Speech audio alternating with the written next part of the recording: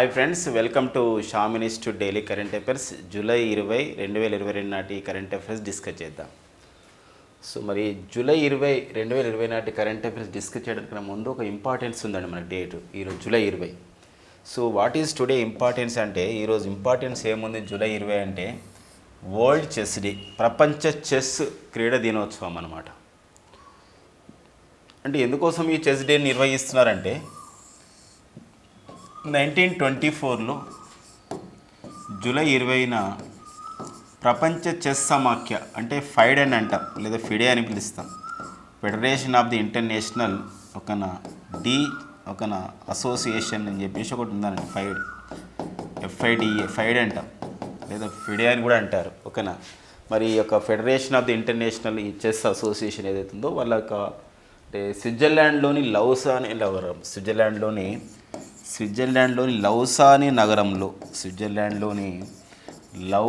నగరంలో ఈ యొక్క సంబంధించినటువంటి అంతర్జాతీయ చెస్ సమాఖ్య ప్రధాన కార్యాలయం ఉందన్నమాట. అందుకోసమే యునెస్కో చేసినటువంటి ఒక తీర్మానం మేరకు, అంటే యునెస్కో ప్రతిపాదించిన ఒక తీర్మానం మేరకు అయితే ఈ చెస్ క్రీడకు ప్రాముఖ్యత ఇవ్వాలనే ఉద్దేశంతో ప్రతి సంవత్సరం కూడా జూలై 20ని ప్రపంచ చెస్ దినోత్సవంగా మనం నిర్వహించుకుంటున్నాం. ఇది అధికారికంగా నిర్వహిస్తున్నాం.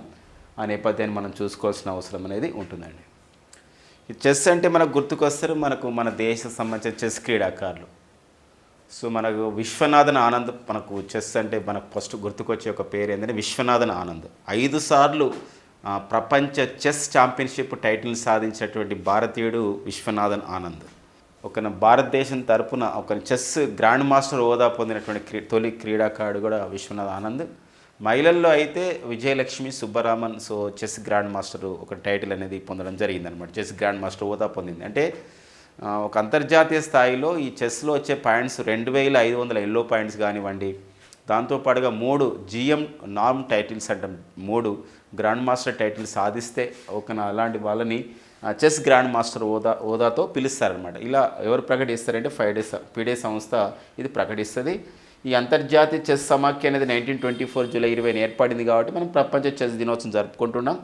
స్విట్జర్లాండ్లో లౌసానెలో దీని యొక్క ప్రధాన కార్యాలయం ఉంది. మరో విషయం గమనించాలి, ఇదే స్విట్జర్లాండ్లోని లౌసానెలోనే అంతర్జాతీయ ఒలింపిక్ సంఘం యొక్క ప్రధాన కార్యాలయం కూడా ఎక్కడ ఉందంటే అంతర్జాతీయ ఒలింపిక్ సంఘం యొక్క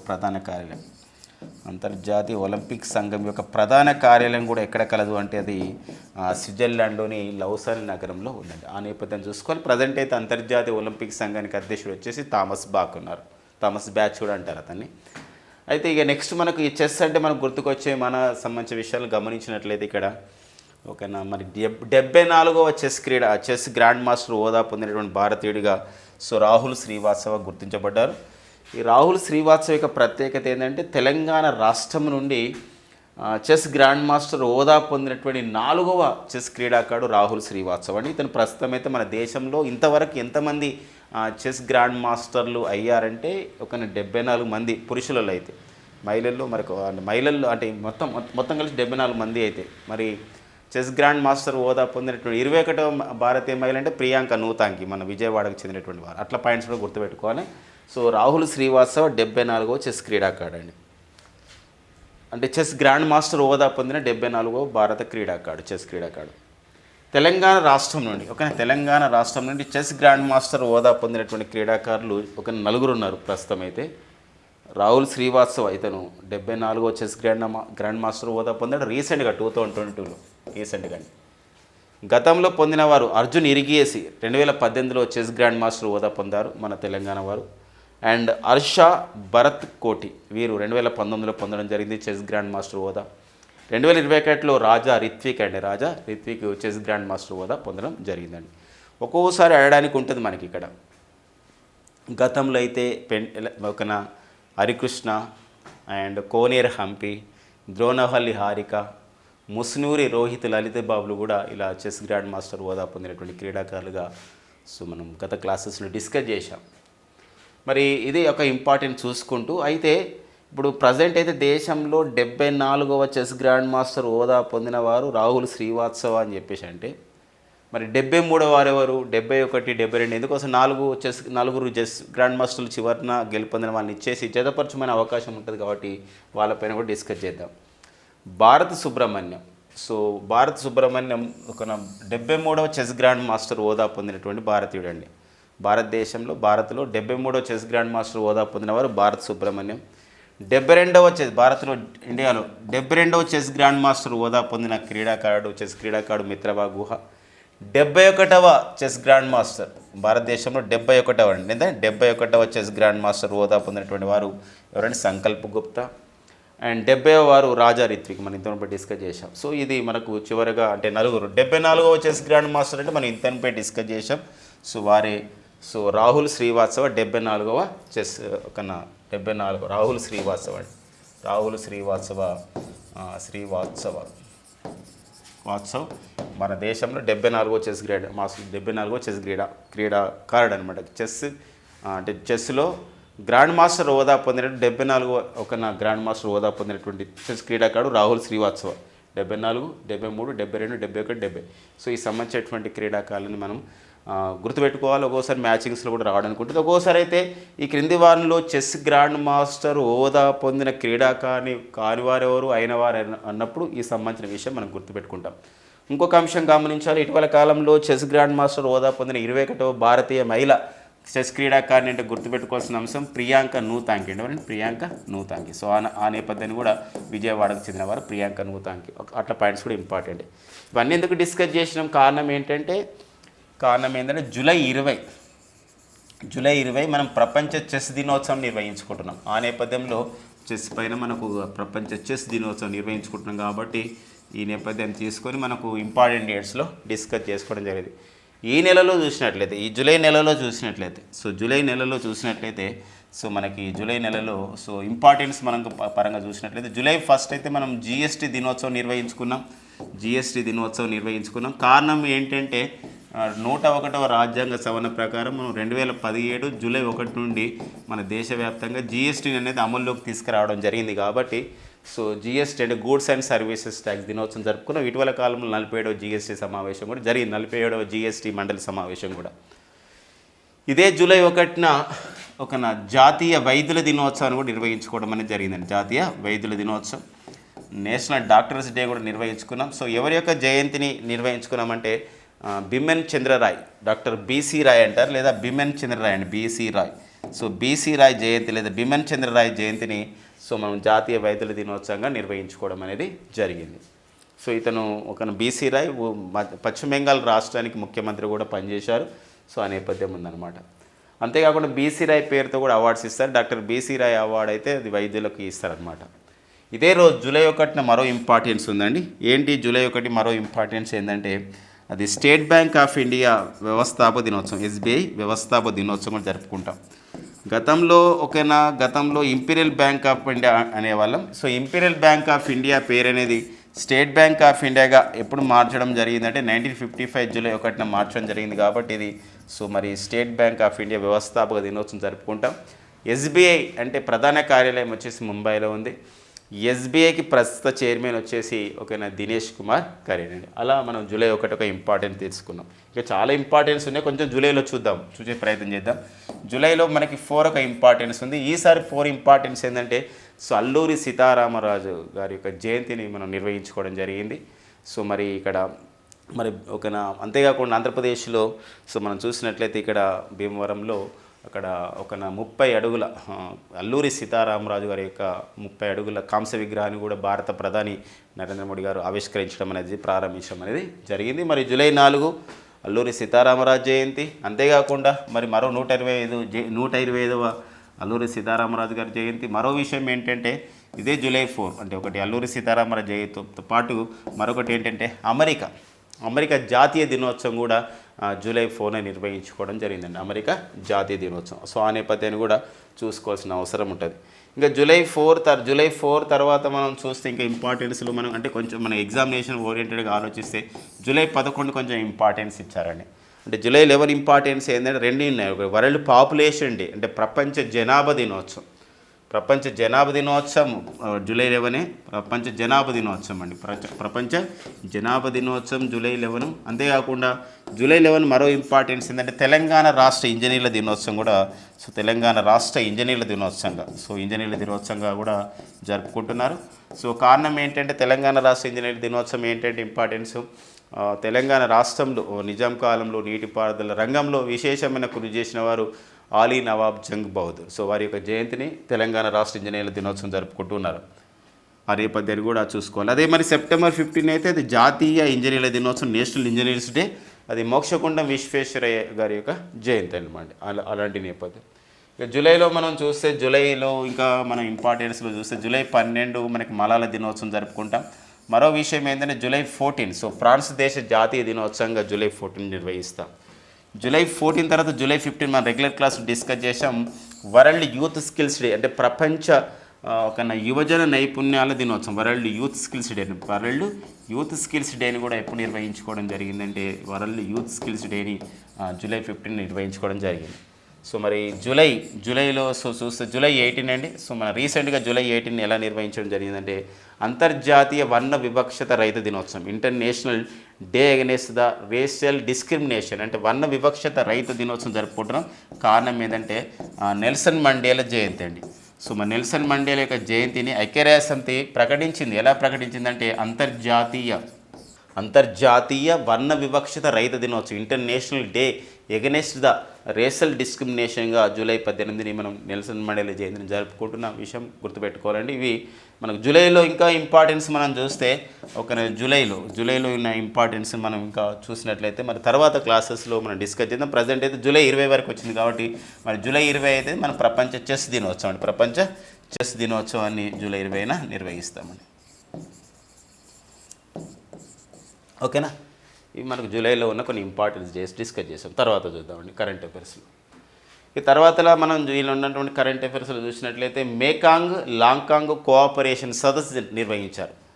సో ఈ సదస్సు ప్రత్యేకత ఏంటంటే ఏదైతే మనకి మేకాంగ్ డెల్టా అంటారు, ఈ నది పక్కన ఏదైతే ప్రాంతాలు ఉంటాయో ఆ డెల్టా ప్రాంతాలు అంటాం. అవి నదులు ఏర్పాటు చేసినటువంటి ఆ సంబంధించినటువంటి నది పరివాహక ప్రాంతాల్లో ఉన్న డెల్టా, ఆ నది మెకాంగ్ డెల్టా ప్రాంతాన్ని షేర్ చేసుకుంటున్న దేశాలు కలిసి మెకాంగ్ లాంకాంగ్ కోఆపరేషన్ ఒక సమాఖ్య ఏర్పడింది, ఒక సంస్థ ఏర్పడింది, ఒక కూటమి ఏర్పడింది, అంతర్జాతీయ సంస్థ అన్నమాట.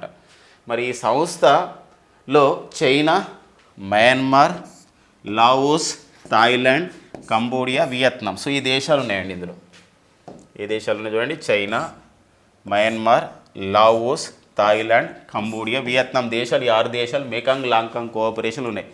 ఈ సదస్సు ఈ 2022 సంబంధించినటువంటి ఈ మేకాంగ్ లాంకాంగ్ సదస్సు అనేది ఎక్కడ నిర్వహించడం జరిగిందంటే మయన్మార్లో జరిగింది. సో అది ఇంపార్టెన్స్ ఉంది. మయన్మార్లోని బాగన్ అనే ప్రాంతంలో జరిగింది.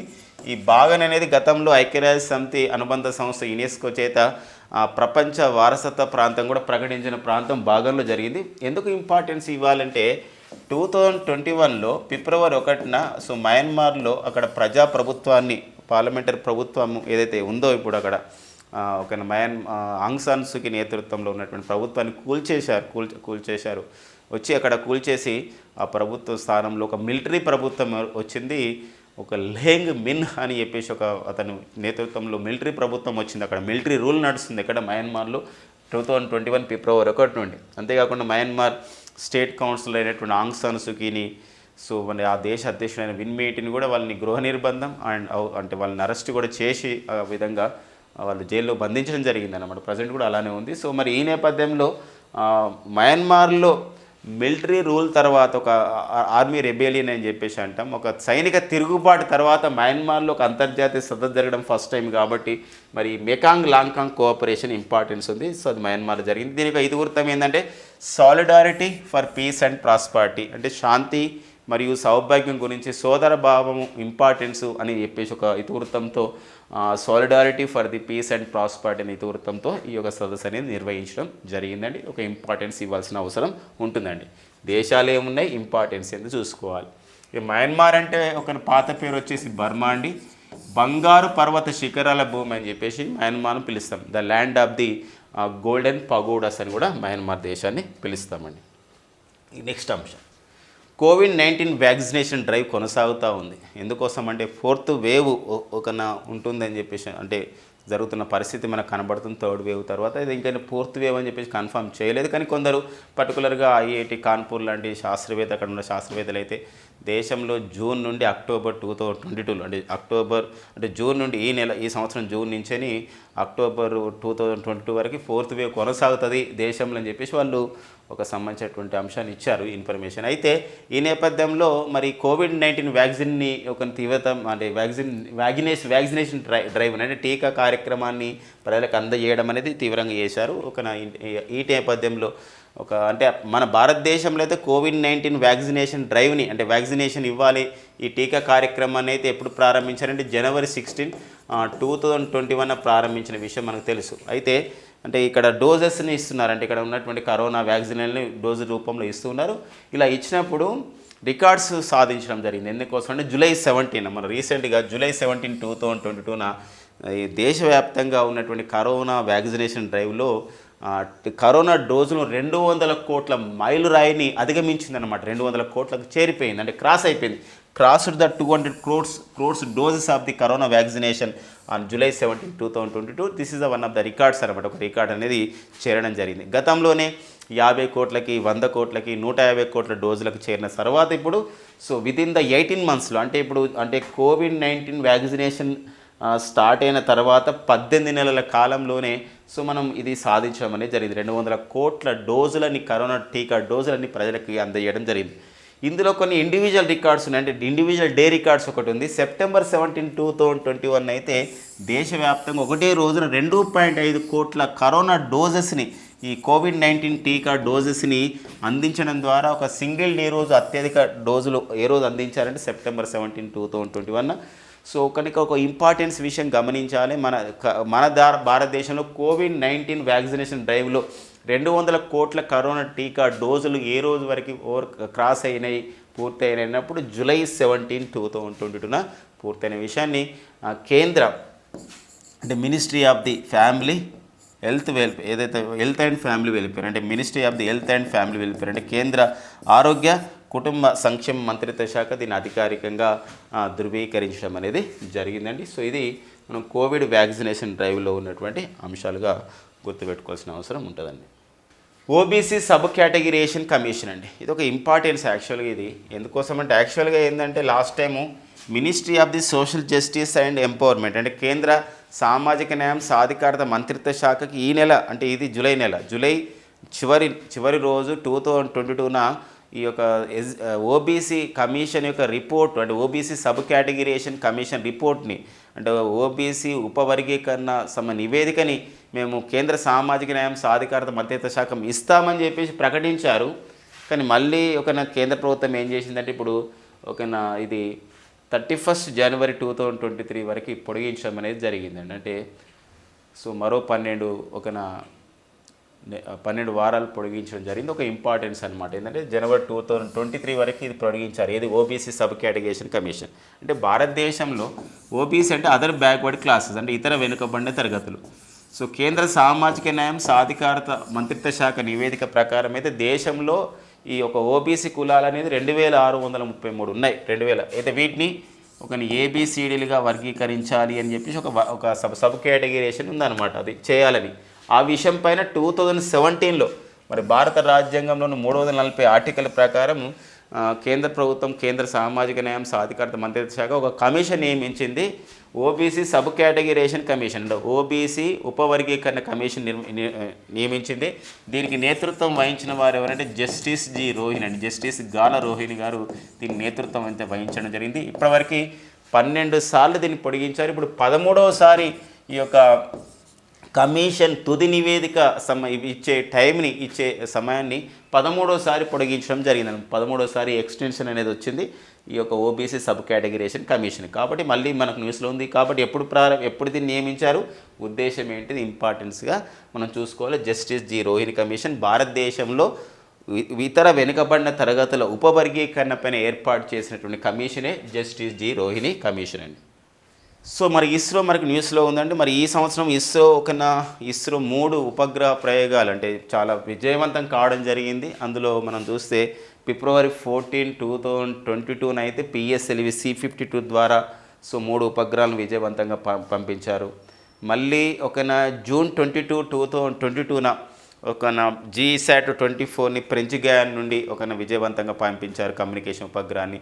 మొన్న రీసెంట్గా జూన్ 30, 2022న పిఎస్ఎల్వి C-53 ద్వారా సింగపూర్కి చెందిన 3 ఉపగ్రహాలు కూడా విజయవంతంగా పంపించడం జరిగింది. త్వరలో చిన్న చిన్న ఉపగ్రహాన్ని పంపించాలి అని చెప్పేసి ఒక ఉద్దేశంతో ఇస్రో SSLV ప్రయోగాన్ని కూడా గతంలో విజయవంతంగా చేసింది. అంటే SSLV రాకెట్, SSLV అంటే ఏంటంటే స్మాల్ శాటిలైట్ లాంచ్ వెహికల్ అంటారండి. స్మాల్ శాటిలైట్ లాంచ్ వెహికల్ అని చెప్పేసి అంటాం. అంటే చిన్న చిన్న ఉపగ్రహాలను కూడా పంపించాలని ఒక ఉద్దేశంతో SSLV ప్రయోగాన్ని ఇస్రో ఈ నెల చివరిలో అంటే జూలై చివరిన చేయబోతుందని ఇస్రో చెప్పడం జరిగింది. కాబట్టి అడగడానికి ఉంటుంది, మనకైతే జనరల్గా ఏంటంటే చాలా ఉపగ్రహాలను పిఎస్ఎల్వి ద్వారా పంపిస్తారు, కొన్ని ఉపగ్రహాలను GSLV ద్వారా పంపిస్తారు. మనం పిఎస్ఎల్వి రాకెట్ ద్వారా అంటే polar satellite launch vehicle rocket ద్వారా పంపించబడే ఉపగ్రహాలు అనేది చాలా విజయవంతంగా చేరుతున్నాయి. సో పిఎస్ఎల్వి అనేది ఒక ఇస్రో యొక్క రేసు గుర్రాలుగా భావిస్తున్నాం. GSLV అంటే కమ్యూనికేషన్ ఉపగ్రహాలు ఎక్కువ GSLV ద్వారా పంపిస్తాం. జియో సింక్రనస్ లాంచ్ వెహికల్ అంటాం. పిఎస్ఎల్వి అంటే పోలార్ శాటిలైట్ లాంచ్ వెహికల్. వీటితో పాటుగా ఇప్పుడు SSLVని కూడా అభివృద్ధి చేస్తారు, రాకెట్ని, స్మాల్ శాటిలైట్ లాంచ్ వెహికల్. దీని యొక్క ఉద్దేశం ఏంటంటే చిన్న ఉపగ్రహాలను పంపించడం ఉద్దేశం. ఈ నెల చివరిన ఇస్రో ఇది త్వరలో ప్రయోగించబోతుందని చెప్పేసి మనకి ఇస్రో ప్రకటించింది. ISRO Indian space research organisation 1969లో ఏర్పాటు చేయబడ్డ సంస్థ. బెంగళూరులో ఇస్రో యొక్క ప్రధాన కార్యాలయం మనకు ఉంది. బెంగళూరులో ఇస్రో ప్రధాన కార్యాలయం ఉంది. అంతేకాకుండా ఇస్రో గురించి మనం మరో విషయం గమనిస్తే ఇస్రోకి అయితే ప్రజెంట్ చైర్మన్గా పనిచేస్తున్న వారు ఎవరండి? డాక్టర్ సోమనాథ్. సో ఇస్రోకి 10వ చైర్మన్గా ప్రజెంట్ చైర్మన్గా పనిచేస్తున్న వారు డాక్టర్ సోమనాథ్. సో ఇస్రోకి చైర్మన్గా పనిచేస్తున్నారండి. ఓకేనా, ఆ అంశం కూడా గుర్తుపెట్టుకోవాలండి. ఇక నెక్స్ట్ వచ్చేసి వ్యవసాయ సాంకేతికత పైన నాబార్డు ఒక పరిశోధన చేసిన ఒక నివేదిక అనేది ఇటీవల న్యూస్లో ఇచ్చారనమాట. వ్యవసాయ సాంకేతికత పైన అంటే వ్యవసాయంలో సాంకేతికత వాడడం, అగ్రికల్చర్లో పర్టికులర్గా చూసినట్లయితే మైక్రో ఇరిగేషన్ అంటే సూక్ష్మ సేద్యం చేయడం. అంటే సూక్ష్మ సేద్యంలో ఈ సాంకేతికత ద్వారా మొక్కకి సంబంధించినటువంటి ఆహార పంటలకి సరైనటువంటి నీటిని అందించడం. అంతేకాకుండా సాంకేతికత అంటే ఇక్కడ ఏంటంటే మెకనైజేషన్ కూడా అర్థం చేసుకోవచ్చు. వివిధ సంబంధించినటువంటి ఒక యాంత్రీకరణను కూడా సాంకేతికతకు జోడించి వాడడం. ఇలాంటి నేపథ్యంలో ఈ మైక్రో ఇరిగేషన్ విషయంలో సూక్ష్మ సేద్యం ఇలా సాంకేతికత విషయంలో వ్యవసాయంలో మరి సాంకేతికత ఏ రాష్ట్రాలు ముందంజలో ఉన్నాయి వాడకంలో అన్నప్పుడు ఇక్కడ మొదటి 5 స్థానాల్లో ఆంధ్రప్రదేశ్ మొదటి స్థానం ఉండగా కర్ణాటక, తర్వాత మహారాష్ట్ర, తర్వాత తమిళనాడు, గుజరాత్ ఈ 5 రాష్ట్రాలు ముందంజలో ఉన్నాయి. కాబట్టి వెరీ వెరీ ఇంపార్టెంట్ అండి.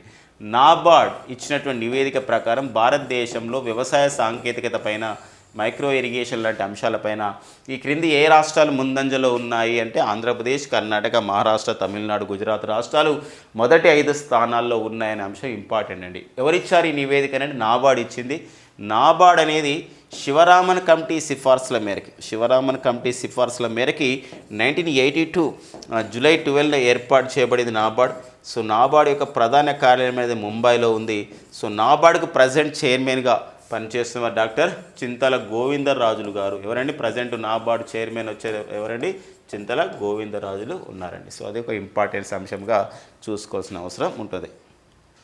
నెక్స్ట్ వచ్చేసి మనకి గిరిజన విశ్వవిద్యాలయం, మరి ట్రైబల్ యూనివర్సిటీ. ఇది మనం కేంద్ర ప్రభుత్వం ఏర్పాటు చేసేది. కేంద్రీయ విశ్వవిద్యాలయ పరిధిలో పనిచేస్తున్నటువంటి ఒక విద్యా సంస్థలు గిరిజన విశ్వవిద్యాలయాలు. భారతదేశంలోనే తొలి గిరిజన విశ్వవిద్యాలయం అనేది మధ్యప్రదేశ్లోని అమర్కంటక్లో ఏర్పాటు చేశారు. దీనికి ఇందిరాగాంధీ గిరిజన విశ్వవిద్యాలయం అని పేరు. అయితే మనకిప్పుడు ఏదైతే మనకు 2014 ఆంధ్రప్రదేశ్ పునర్వ్యవస్థీకరణ చట్టం 2014 ప్రకారం ఆంధ్రప్రదేశ్లో ఒక గిరిజన విశ్వవిద్యాలయం, తెలంగాణలో కూడా ఒక గిరిజన విశ్వవిద్యాలయం ఏర్పాటు చేయాల్సిన అవసరం ఉంటుంది. ఆ నేపథ్యంలో ఆంధ్రప్రదేశ్లోని విజయనగరంలోని అంటే పర్టికులర్గా మర్రివలస అనే ప్రాంతంలో గిరిజన విశ్వవిద్యాలయం ఏర్పాటు చేయడం జరిగింది. అయితే తెలంగాణలో గిరిజన విశ్వవిద్యాలయం ఏర్పాటులో కొంచెం వెనుకబాటు అయింది, బికాజ్ స్థలం కేటాయింపులు కానీ కొన్ని విషయాల్లో. ఈ నేపథ్యంలో నిన్ననే అంటే మన రీసెంట్గా మనకి పార్లమెంటరీ వ్యవహారాల సంబంధించినటువంటి మంత్రిత్వ శాఖ ఈసారి పార్లమెంటు ఈ వర్షాకాల సమావేశాల్లో ఏవైతే బిల్లులు ఉన్నాయో ఆ బిల్లుల్ని ప్రవేశపెట్టే విషయంలో ఒక బిల్లు ఉందన్నమాట. ఏంటంటే తెలంగాణలో గిరిజన విశ్వవిద్యాలయం ఏర్పాటు బిల్లు. సో ఆ ఏర్పాటు బిల్లుని ఏం చేస్తున్నారంటే ప్రవేశపెట్టారనమాట. సో ఆ నేపథ్యంలో తెలంగాణలో గిరిజన విశ్వవిద్యాలయాన్ని ఎక్కడ ఏర్పాటు చేస్తున్నారు ఈ బిల్లు ప్రకారం అంటే ఏ బిల్లు అంటే ఇది కేంద్రీయ విశ్వవిద్యాలయాల చట్ట సవరణ బిల్లు 2022 ప్రకారం తెలంగాణలో గిరిజన విశ్వవిద్యాలయం అధికారికంగా ఏర్పాటవుతుంది. అది ఎక్కడంటే అది ములుగు జిల్లా జాకారంలో ఏర్పాటు అవుతుందని చెప్పేసి మనకు న్యూస్లో ఇవ్వడం జరిగిందండి. కాబట్టి ఇంపార్టెన్స్ మనకు ఉంటుంది. ఎందుకోసం అంటే కొత్తగా ఏర్పాటు చేయబడే సంస్థలు కానివ్వండి, ఒక విశ్వవిద్యాలయాలు కానివ్వండి, ఇలాంటి వాటిపైన మనకి ఎగ్జామ్లో అడుగుతున్న సందర్భం మనకు ఉంటుంది. ఆంధ్రప్రదేశ్లో అయితే గిరిజన విశ్వవిద్యాలయం అనేది విశ్వవిద్యాలయం ఎక్కడుంది? గిరిజన విశ్వవిద్యాలయం అంటే విజయనగరంలోని మరివలసలో ఉంటుంది. అదే తెలంగాణలో అయితే ఇప్పుడు ఎక్కడ గిరిజన విశ్వవిద్యాలయం ఏర్పాటవుతుందంటే ములుగు జిల్లా జాకారం వద్ద ఏర్పాటవుతున్న విషయం గమనించాలి. ములుగు జిల్లా జాకారం వద్ద అదొక ఇంపార్టెన్స్ ఉంది. ఓకేనండి. సో మరి భారతదేశంలో తొలి గిరిజన విశ్వవిద్యాలయం అంటే మధ్యప్రదేశ్లోని అమర్కంటక్లో ఏర్పాటు చేయడం అనేది జరిగింది. సో గతంలో మన కాంపిటేటివ్ ఎగ్జామ్లు రావడం జరిగింది. ఇప్పుడు పర్టికులర్గా ఆంధ్రప్రదేశ్ రాష్ట్రంలో చూసినట్లయితే కొన్ని ఎగ్జామ్లలో ఐఏఎం అంటే ఆంధ్రప్రదేశ్లో ఐఏఎంని ఎక్కడ ఏర్పాటు చేశారంటారు? ఇక్కడ Indian institute of the management అనే సంస్థను ఎక్కడ ఏర్పాటు చేశారంటే విశాఖపట్నంలో ఏర్పాటు చేశారు. ఆంధ్రప్రదేశ్లో ఉర్దూ విశ్వవిద్యాలయం ఎక్కడ ఏర్పాటు చేశారన్నాడు? ఎక్కడ ఏంటంటే కర్నూలు ఏర్పాటు చేశారు. ఆంధ్రప్రదేశ్లో సెంట్రల్ యూనివర్సిటీని అంటే కేంద్రీయ విశ్వవిద్యాలయం ఎక్కడ ఏర్పాటు చేశారంటారు? ఇక్కడ అనంతపురంలో ఏర్పాటు చేశారు. ఇలాంటి ప్రశ్నలు. అంతే ఆంధ్రప్రదేశ్లో కియా అనే ఒక ఆటోమొబైల్ సంస్థని, దక్షిణ కొరియాకి చెందిన ఆటోమొబైల్ సంస్థని ఎక్కడ ఏర్పాటు చేశారు? అనంతపురంలో ఏర్పాటు చేశారు. అలాంటి పాయింట్స్ మనకి ఎగ్జామ్లో వచ్చిన సందర్భం ఉంటుంది. కాబట్టి సో తెలంగాణలో గిరిజన విశ్వవిద్యాలయాన్ని ఎక్కడ ఏర్పాటు చేస్తున్నారంటే ములుగు జిల్లా జాకారం వద్ద ఏర్పాటు చేస్తున్నారు. ఇక నెక్స్ట్ వచ్చేసి మనకి మరొక న్యూస్ మనకు ఉంది. ఒకటి ఏంటంటే ఇది ఒకటి ఆర్టికల్ రూపంలో ఇచ్చారు ఒక దినపత్రికలో. సో డైరెక్ట్ సీడెడ్ రైసెస్ అని అంటారు. అంటే డైరెక్ట్ సీడెడ్ రైస్ అంటే ఇది బ్రాడ్కాస్టింగ్ సీడ్ టెక్నిక్ అంటాం. ఏంటంటే ఇది జనరల్గా మనము వరిని పండించే విషయంలో సో పొలంలో ఫస్ట్ మనము వడ్లు అంటే వరి అక్కడ చల్లిన తర్వాత అది ఒక మొలకలు వచ్చిన తర్వాత మళ్ళీ దాన్ని తీసి దాన్ని నారు అంటాం. ఆ నారుని తీసి మళ్ళీ ఏం చేస్తామంటే నాటుతాం ఎక్కడ పొలాల్లో. అంటే 2 పద్ధతులు ఉంటాయి. ఫస్ట్ వరి జల్లి అది మొలకలు వచ్చిన తర్వాత నారుని తీసి మళ్ళీ మరి వేరే ప్రాంతంలో వేరే మడిలో వాటిని నాటుతాం. అది ఒక టెక్నిక్. జనరల్గా అది దేశవ్యాప్తంగా అదే ఎక్కువ జరుగుతుంది. అయితే ఇటీవల కాలంలో మరి ఇట్లా ఈ సంబంధించిన రైతుకు అంటే ఇంత టైం తీసుకోకుండా డైరెక్ట్గా ఏం చేయడం అంటే ఒకటేసారి వరిని చల్లుతారు. అక్కడ నుండి మనకి వరి పెరుగుతుంది అనమాట. దాన్ని ఏమంటే డైరెక్ట్ సీడెడ్ రైస్ అంటాం. అంటే ఒక దగ్గర నారు పోసి మళ్ళీ నాటేయడం ఇదంతా ఏం ఉండదు. డైరెక్ట్గా మనకి ఏంటంటే చల్లడం అనమాట. అది డైరెక్ట్ సీడెడ్ రైస్ అంటాం. ఈ టెక్నిక్ అనేది పంజాబ్లో ప్రయోగాత్మకంగా చేశారు రాష్ట్ర వ్యాప్తంగా. కానీ ఆశించినంత దిగుబడి రాలేదు అని చెప్పేసి ఒక న్యూస్ మనకు వచ్చిందనమాట. కాబట్టి ఒక ఇంపార్టెన్స్ ఉంది.